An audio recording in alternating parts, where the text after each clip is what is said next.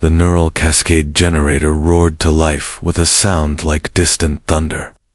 Deep within the heart of the Defiance, the experimental weapon unleashed forces never before witnessed in the galaxy.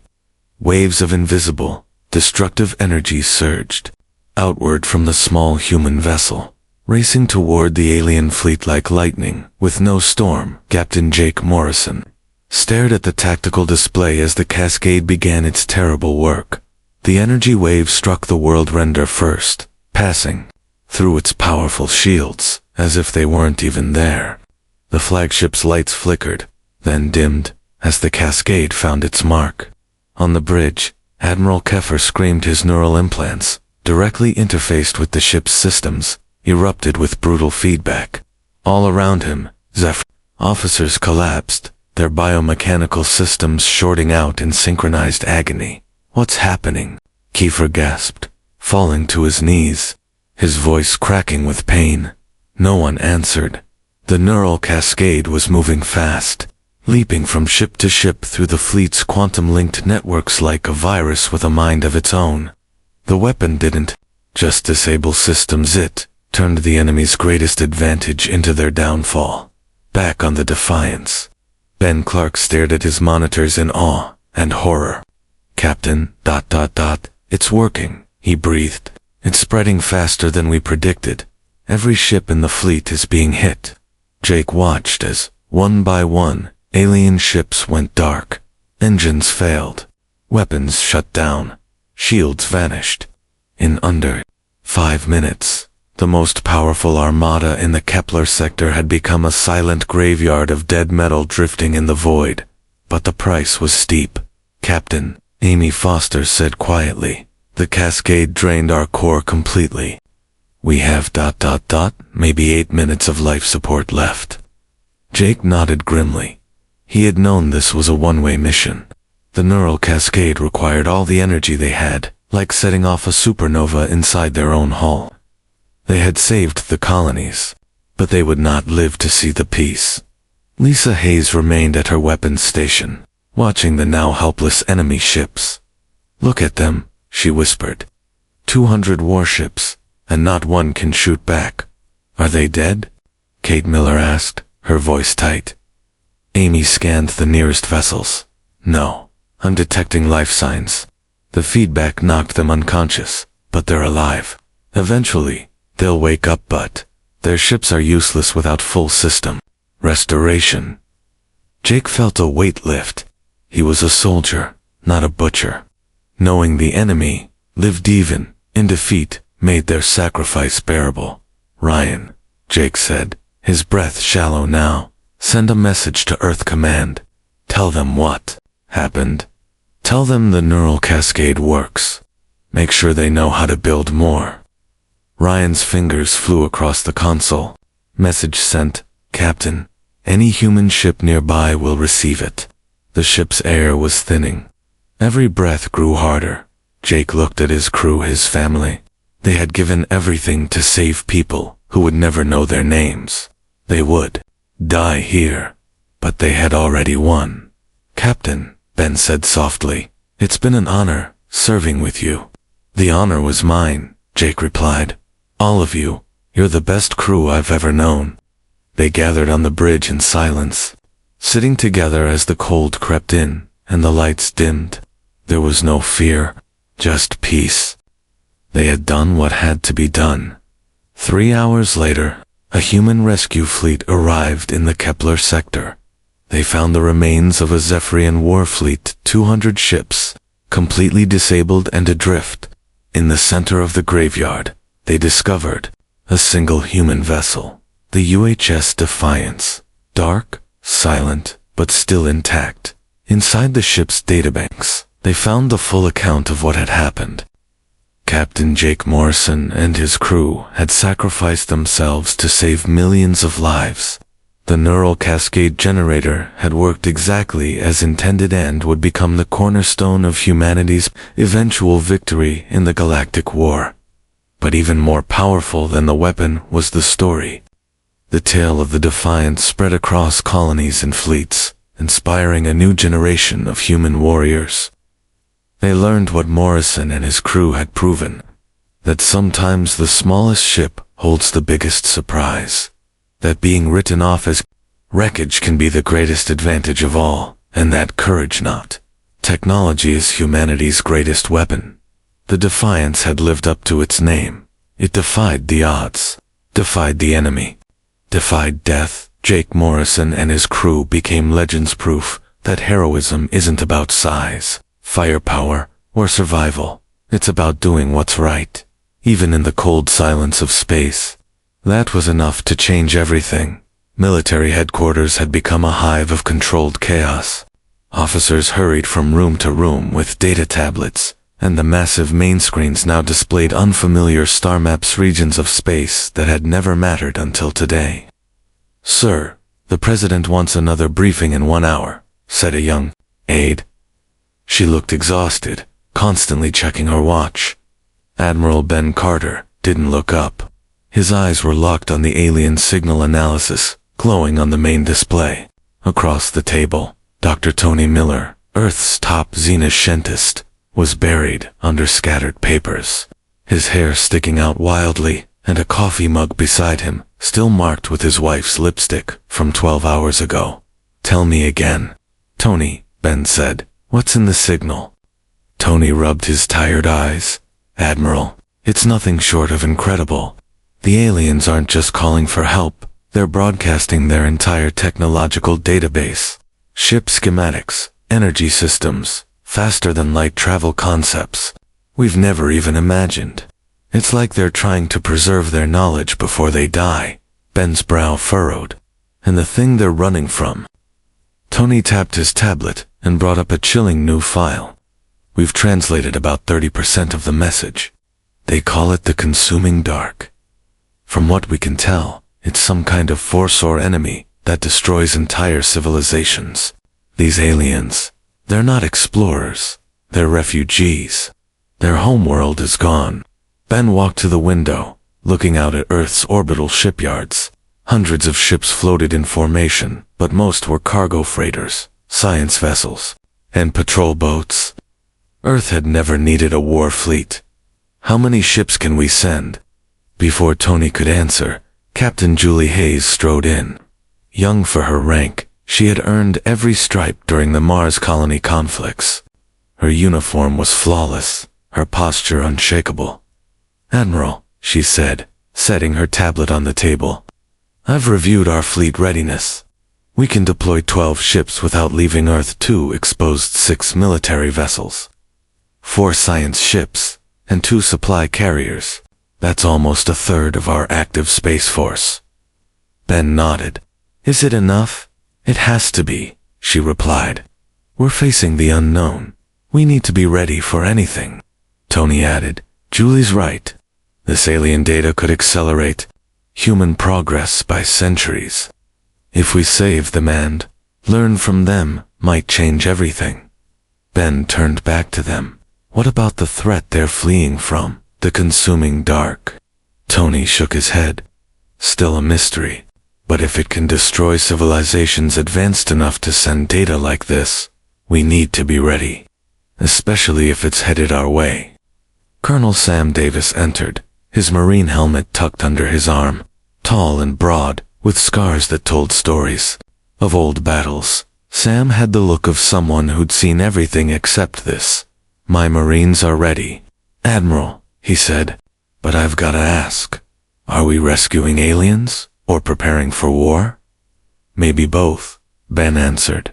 "What do you need to prepare?" Sam placed his helmet on the table. "We don't know what they look like, what they breathe, or how they think. My men are trained for anything, but this is new ground." Tony looked up. "We have some data. Their biology seems silicon-based, more like living crystals than anything we've encountered. Their bodies likely resonate to communicate. They could be sensitive to heat, sound, or radiation. It's complicated." Sam raised an eyebrow. "Living rocks. Great. That'll be an easy briefing." Julie brought up a star chart on the main screen. "One more thing. The alien ship is in deep space between stars. No planets, no safe harbor. If We commit to this mission. There's no turning back. Ben stared at the blinking dot, marking the alien ship's location so far from everything, drifting in the void. How long do we have? He asked. Tony's face was grave. The signal's weakening every hour. We estimate a week at most, before it dies completely. The room fell silent. Ben looked at the people before him. Julie, ready to lead. Sam, preparing warriors for a mission no one could define. Tony, fueled by the chance to meet true alien life. All of them waiting for a decision that would change history. Julie, how fast can the fleet be ready? 48 hours, sir. I'll take the UES Defiance as flagship. The other captains are already mobilizing. Sam, my boys can be ready in 2 hours. We've trained for impossible missions our whole lives. This is just a new kind of impossible. Ben turned back to the window. Earth looked peaceful from here, blue, white, familiar. But somewhere out there, in the dark, someone had called for help.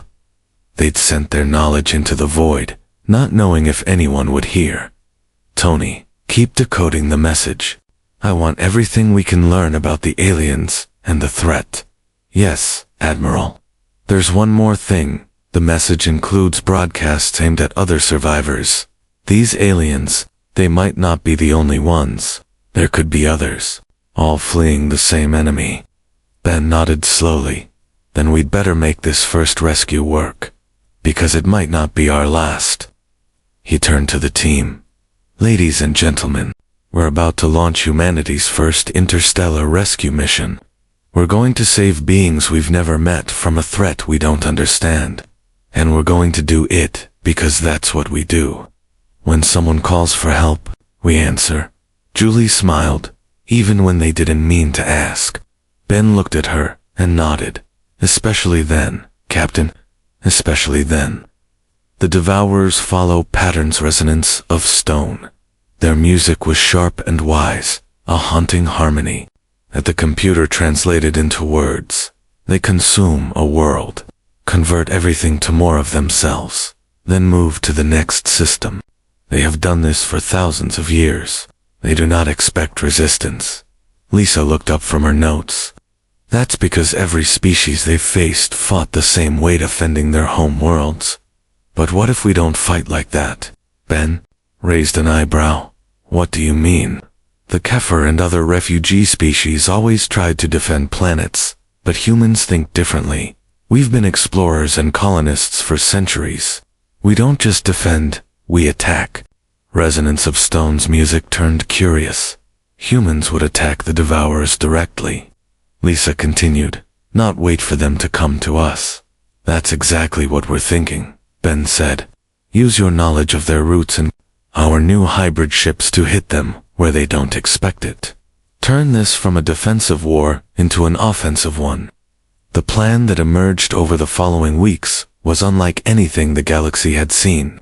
Instead of waiting for the to reach human space, the combined human Kefir fleet would strike at Devourer supply lines deep in space, using refugee routes known only to the Kefir.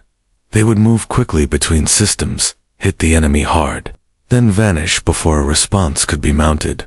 Colonel Sam Davis trained his Marines alongside Kefir warriors, learning to fight in the crystal being's musical style. It's like dancing and fighting at the same time, he explained to Julie during a planning session. They coordinate through harmony, Julie said, moving together like parts of a single organism. Can our people learn it? They're trying, Julie replied. The Kefir say humans are surprisingly good at it once we stop overthinking and start feeling the rhythm. Apparently, we're more musical than we thought. Julie smiled. We're learning a lot about ourselves from these allies. The real breakthrough came when Harmony and Crystal 2 Kefir scientists and Dr. Tony Miller successfully tested the first hybrid weapon system. The device combined human projectile technology with Kefir harmonic disruption, creating a weapon capable of tearing apart both physical matter and electronic systems. It works by vibrating at frequencies that disrupt artificial intelligence networks, Tony explained to the assembled officers.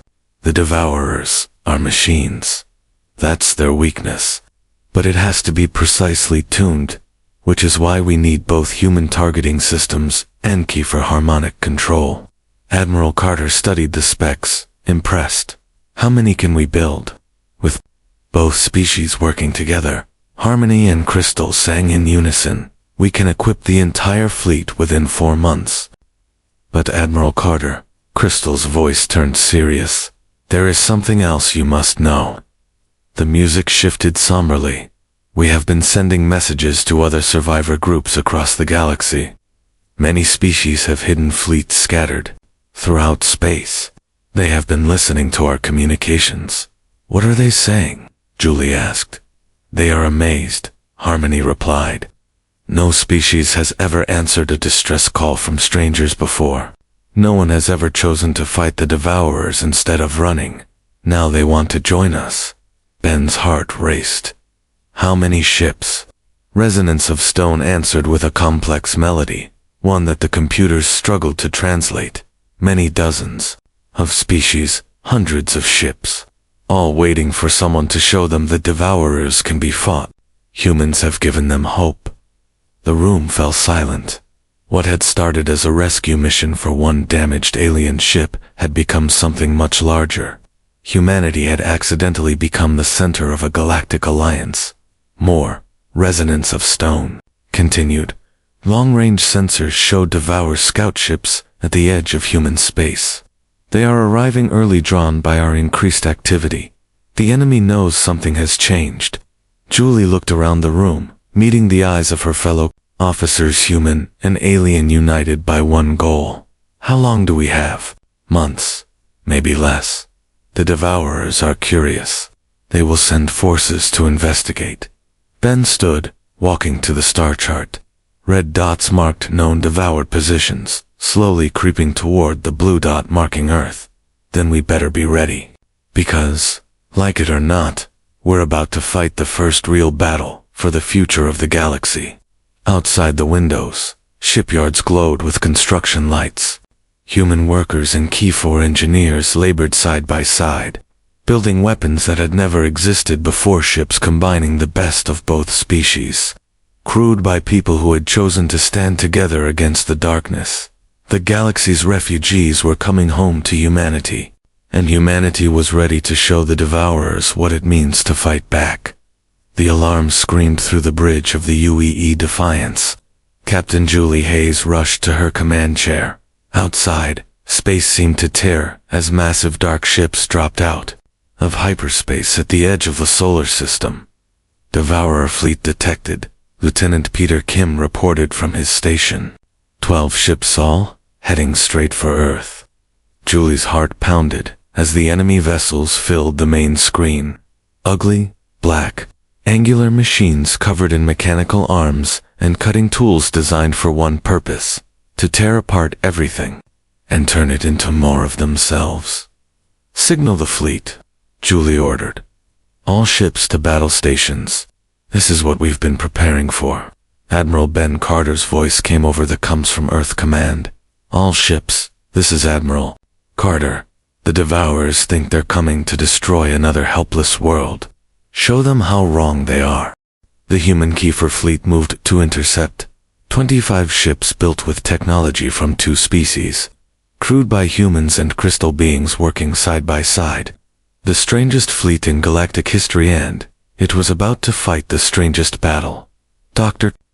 Tony Miller worked frantically at his science station. Captain, the Devourer ships are scanning us. They're trying to figure out what we are. What are they finding? Kim responded, confusion. Their scans show human life signs, but our technology doesn't match their records. They're detecting the Key4 too, but they thought that species extinct. Harmony and Crystal sang from weapons control, their crystal bodies glowing with excitement as they prepared the hybrid weapons. The Devourers are talking to each other, Harmony said. They're puzzled. They've never seen cooperation between species before. The first Devourer ship opened fire beams of energy that could cut through planets. But the human Kefir ships didn't fight the way that Devourers expected. All ships, execute pattern, Chaos 7. Julie ordered. It was a battle plan no AI could predict based on human emotion and Kefir musical harmony working as one. The human ships moved like angry wasps fast, unpredictable while the Kefir vessels flowed like water. Their movements guided by a shared musical consciousness. Together they created an attack pattern that was beautiful, deadly, and completely insane. Colonel Sam Davis led the first boarding action, his Marines working alongside Kefir warriors to assault a damaged Devourer ship. These machines don't know how to fight enemies who aren't afraid, he reported. They keep trying fear tactics, but they don't work on us. The hybrid weapons were devastating. Harmonic disruptors, tuned by Kefir, crystal mines, and aimed by human targeting systems, tore through the Devourer's AI networks. Machines that had operated for millennia suddenly found themselves unable to think clearly. Captain, the Devourers are trying to adapt to our weapons, Dr. Miller reported, but they can't keep up. Every time they adjust, we change our attack frequency. They aren't used to enemies who improvise. Julie smiled grimly as another Devourer ship exploded under the combined fire of 3 human Kefir vessels. That's because they've never fought humans before. We specialize in making things up as we go along. The battle raged for hours, but the tide turned in favor of the Alliance. The Devourers, despite their technological might, couldn't adapt to an enemy that refused to follow predictable patterns. Human creativity and Kefir harmony had forged a fighting style impossible to counter. Final Devourer ship retreating, Lieutenant Kim reported. Should we pursue? Let it go, Julie decided. Let it report back to the main fleet. Let them know someone finally fought back and won. As the smoke cleared, something incredible began to happen.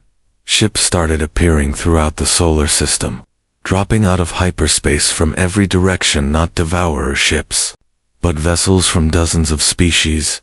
The refugee fleets, hidden across the galaxy, were finally emerging from the shadows. Captain, Dr. Miller said in wonder, I'm receiving transmissions from over 40 species. They all say the same thing. They want to join the fight? Resonance of Stone's ancient voice filled the bridge through the translation system. The word has spread across the galaxy. Humans answered a call for help from strangers. Humans fought the Devourers and won. Every survivor knows what this means. Julie looked at the tactical display, now showing hundreds of ships from species she had never heard of. What does it mean? She asked. It means the galaxy has found its champions, Resonance replied. Not the strongest species, not the most advanced, but the ones who care enough to help strangers. The ones who answer when someone calls for help, even by accident. Admiral Carter's voice came through again. All ships. This is Earth Command. We're receiving Alliance requests from across the galaxy. Word of our victory has spread faster than expected. Dr. Miller looked up, eyes shining. Admiral, massive Devourer fleet movements detected. They're pulling back, consolidating. They're scared of what we represent. Julie asked. For thousands of years, they faced species fighting alone, caring only for survival. Now they face a galaxy united against them. The communications officer interrupted. Captain, we're receiving a transmission from deep space. Another refugee fleet asking for coordinates to join us. Julie looked around the bridge. Humans and Kefir, working together, surrounded by dozens of alien voices, all asking to join the fight. Give them the coordinates, she said firmly. Give them all the coordinates. Tell every species in the galaxy. If you want to fight back, you have a home here. Humanity keeps the door open for anyone who needs help. As hours passed, more ships arrived. Space around Earth filled with vessels from across the galaxy, all united by a simple idea. Sometimes the right thing to do is help a stranger. Admiral Carter stood in Earth Command, watching displays of the largest fleet in galactic history. You Know what this means, don't you? He said quietly to his staff. We accidentally became the center of galactic civilization, all because we answered a call for help. Outside, the stars no longer looked cold and empty. They were alive with the lights of 1,000 ships, carrying people from across the galaxy, who had finally found someone worth fighting alongside. The Devourers had spent millennia consuming worlds and civilizations, but they had never faced an enemy like this, a galaxy that learned to work together. Led by a species crazy enough to answer distress calls from complete strangers.